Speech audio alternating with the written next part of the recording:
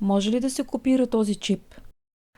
Все по-масова практика е асансьорите и входните клетки на блоковете да бъдат с RFID тагове или те наречените чипове за контрол на достъп. Масово в България има три типа. Такива, които са с висока криптировка, нормална криптировка и средна криптировка. Това, което се предлага като най-висока криптировка, те не могат да бъдат копирани или направен като дубликат на чипа.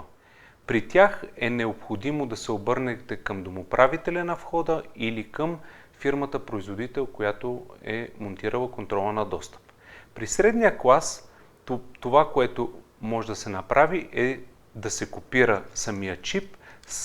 Самото копиране на чип отнема в порядъка от 5 до 15 минути.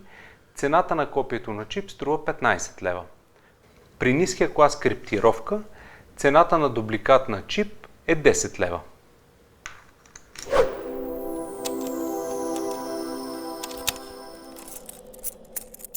SOS Locksmith – елитна ключарска дивизия.